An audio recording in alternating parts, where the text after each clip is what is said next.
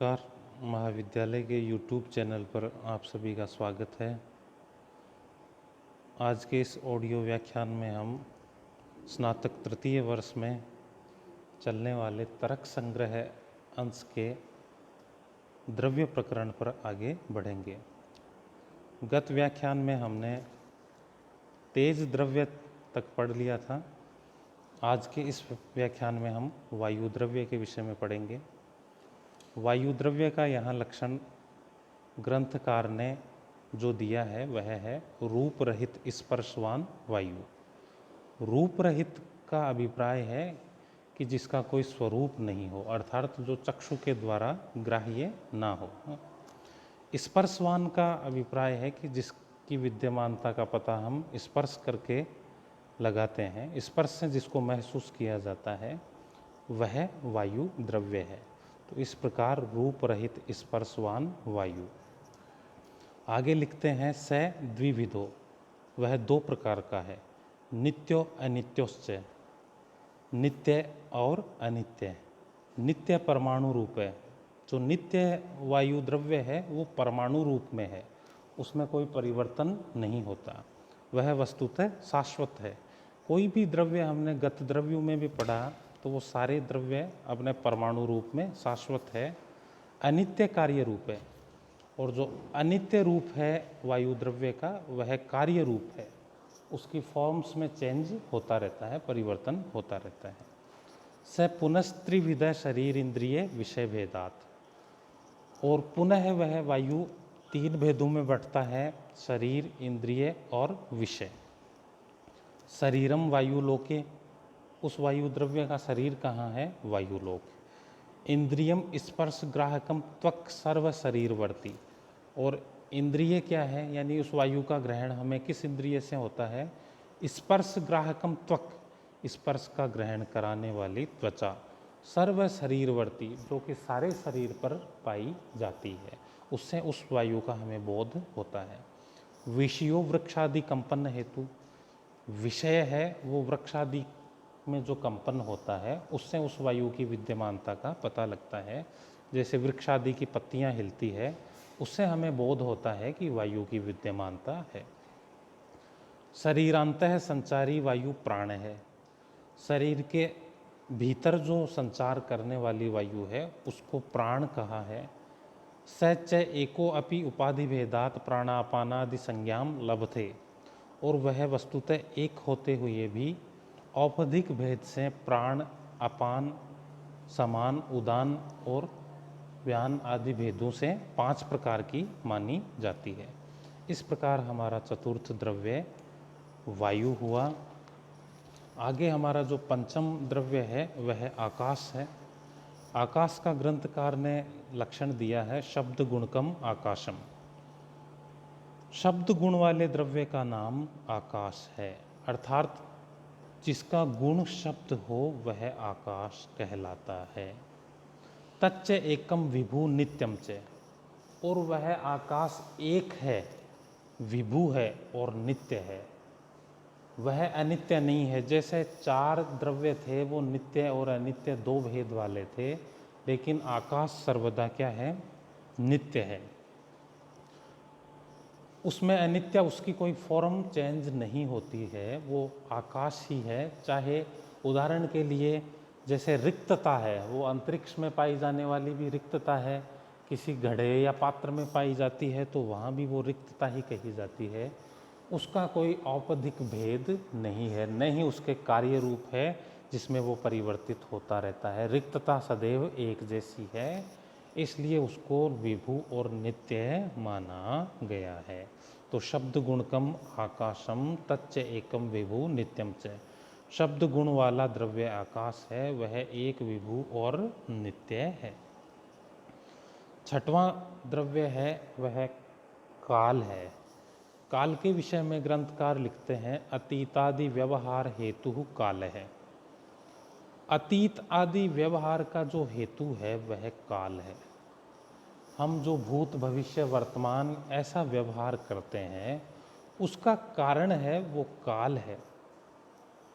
सच एको विभु नित्यश्च, और वह भी एक ही है, व्यापक है और नित्य है। तो प्रश्न उठता है कि एक ही है तो भूत भविष्य इत्यादि व्यवहार क्यों किया जाता है?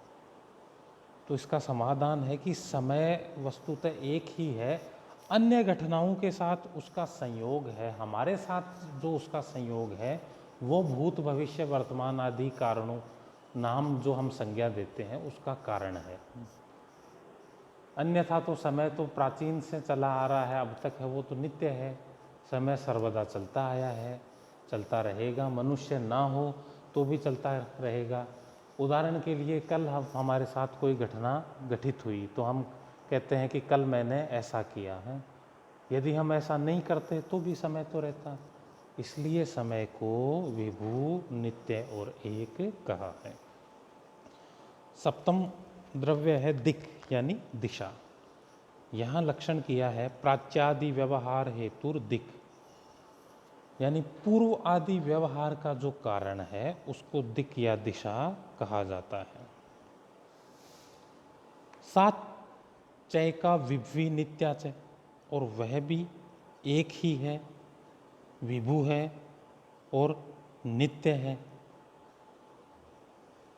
दिक् की परिभाषा भी लगभग काल की परिभाषा के समान ही दी गई है और उसको भी नित्य और विभु माना गया है। यहाँ दिशा में भी अनित्यता नहीं होती। दिशा भी किसी वस्तु के कारण हम ऐसा उसमें विभेद करते हैं, अनेकत्व लाते हैं कि भाई उस दिशा में वह मंदिर है, लेकिन वो मंदिर ना हो तो भी वह दिशा तो नित्य है। इस प्रकार जो दिशा का लक्षण किया है वह प्राच्यादि व्यवहार हेतु दिक्, साच एका विभवी नित्याचय। पूर्व आदि व्यवहार का हेतु दिक् है और वह दिक् नित्य और विभु और एक है। अष्टम द्रव्य है आत्मा। आत्मा का यहाँ लक्षण दिया है ज्ञानाधिकरणम आत्मा। ज्ञान का अधिकरण है वह आत्मा है, ज्ञान का आश्रय आत्मा है, अर्थात जहाँ ज्ञान निवास करता है उसे तरक संग्रह में आत्मा कहा है। स द्विविधः परमात्मा जीवश्च, और वह दो प्रकार का है, परमात्मा और जीव। यहाँ आत्मा के दो भेद किए हैं, एक परमात्मा और एक जीवात्मा। तत्र ईश्वर है सर्वज्ञ परमात्मा एक एव, वहाँ जो ईश्वर के रूप में है, पर सब कुछ जानने वाला है, वह परमात्मा तो एक ही है। जीवस्तु प्रति शरीरो भिन्नो विभु नित्यश्च, जीव प्रत्येक शरीर में भिन्न भिन्न स्वरूप में विद्यमान है, लेकिन फिर भी वो विभु और नित्य है। अर्थात जो आत्म तत्व है जिसके दो भेद किए, परमात्मा और जीवात्मा, उनमें परमात्मा नित्य है, एक है, उसमें कोई परिवर्तन नहीं होता। उसी परमात्मा का अंश है, वो प्रति शरीर में भिन्न भिन्न रूप में विद्यमान रहता है, लेकिन वह भी यहाँ नष्ट होने वाला नहीं है, वह भी नित्य है, विभु है, उसमें भी कोई परिवर्तन नहीं होता। नष्ट कौन होता है? शरीर होता है, आत्मा नष्ट नहीं होता। इसलिए जो भिन्न स्वरूप में जीवात्माओं में विद्यमान आत्मा है उसको भी विभु और नित्य माना गया है। नवम द्रव्य है मन। मन का यहाँ लक्षण दिया है सुखाद्युपलब्धि साधनम इंद्रियम मन है। सुख दुख आदि की उपलब्धि का साधन जो इंद्रिय है वो मन कहलाता है। अर्थात जिस इंद्रिय से हमें सुख का बोध होता है, दुख का बोध होता है, हमें अच्छा बुरा महसूस होता है, वह बोध कराने वाली इंद्रिय मन है। तच्च प्रत्ययात नियतत्वात् अनंतम परमाणु रूपम नित्यम च, और वह प्रत्येक आत्मा में नियत स्वरूप से होने के कारण अनंत है, परमाणु रूप है और नित्य भी है। अर्थात मन है वो आत्मा शरीर में भिन्न भिन्न रूप में मौजूद है, तो उसके साथ मन भी नियत है, संयुक्त है, इसलिए वह भी अनंत है, परमाणु रूप में है, सूक्ष्म है, और मन भी यहाँ ग्रंथकार ने मन को भी नित्य माना है। तो इस प्रकार जो हमारा मन का लक्षण था वो है सुखाद्य उपलब्धि साधनम इंद्रियम मन है, अर्थात सुख आदि उपलब्धि का साधन जो इंद्रिय है वो मन है। इस प्रकार तर्क संग्रह के प्रारंभ में हमने सप्त पदार्थ पढ़े, द्रव्य गुण कर्म आदि। उन सप्त पदार्थों में पहला पदार्थ था द्रव्य। उन द्रव्यों के 9 भेद थे।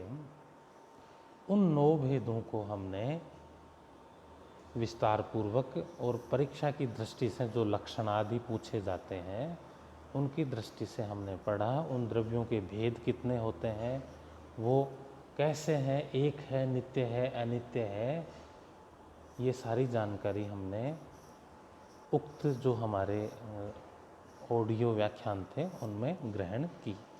आगे के हम जो व्याख्यान है उसमें हम नए प्रकरण है गुण प्रकरण का प्रारंभ करेंगे, जो कि हम आगे के व्याख्यान में पढ़ेंगे। धन्यवाद।